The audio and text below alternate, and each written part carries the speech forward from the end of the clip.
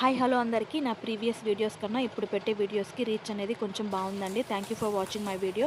అలాగే ఛానల్ని తప్పకుండా సబ్స్క్రైబ్ చేసుకోండి. ఇప్పుడు నేను చేసే రెసిపీ వచ్చి మోస్ట్లీ అందరి ఇళ్లలో రెగ్యులర్గా చేసుకునేదనే నేను అనుకుంటున్నాను. అప్పట్లో మన అమ్మమ్మలు తాతయ్యలు పొలాలకు వెళ్ళేటప్పుడు వైట్ రైస్ చేసుకొని ఒక్క పచ్చడి ఇలాంటివి ఏదో ఒకటి చేసుకొని తీసుకెళ్ళి ఆ రోజంతా హ్యాపీగా తినేసేవాళ్ళనమాట.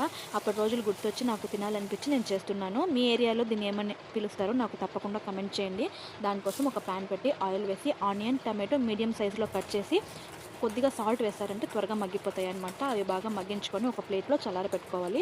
ఆ తర్వాత అదే ప్యాన్లో ఉద్దిపప్పు కందిపప్పు ఇక్కడ నేను వీడియోలో చూపిస్తున్న మెజర్మెంట్లో తీసుకొని లైట్ బ్రౌన్ షేడ్ వచ్చేంత వరకు ఫ్రై చేసుకోవాలి. అవి వేగుతున్నప్పుడు మంచి స్మెల్ వస్తుందన్నమాట. అది వేగినాక అదే ప్యాన్లో మనకు రుచికి సరిపడ్డ ఎండుమిర్చి అలాగే పొట్టు ఒలవకుండా వెల్లుల్లిని వేసి ఫ్రై చేసుకోవాలి. వీటన్నింటినీ బాగా ఫ్రై అయ్యాక బాగా ప్యాన్ కింద చల్లారి పెట్టుకోవాలన్నమాట.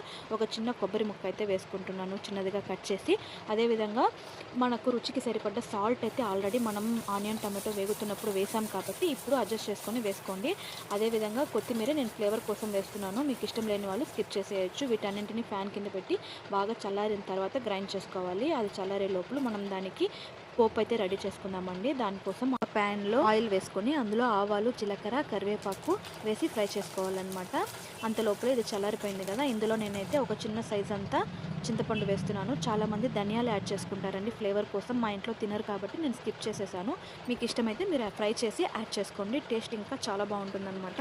నాకు ఇక్కడ కొంచెం థిక్గా అనిపించింది, అందువల్ల కొద్దిగా వాటర్ యాడ్ చేసి ఉప్పు కూడా తక్కువగా ఉండింది అది కూడా యాడ్ చేసి మళ్ళీ గ్రైండ్ చేసి తీసుకున్నాను అనమాట. నాకైతే ఈ కన్సిస్టెన్సీలో సరిపోయింది, అందుకే నేను పక్కకు తీసేస్తున్నాను.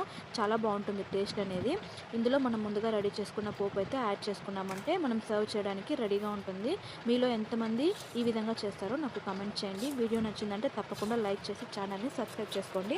Thank you for watching. అలాగే మరిన్ని కుకింగ్ వీడియోస్ మన ఛానల్లో చాలా ఉన్నాయండి. ఇంట్రెస్ట్ ఉండేవాళ్ళు ఒకసారి చెక్ చేయండి.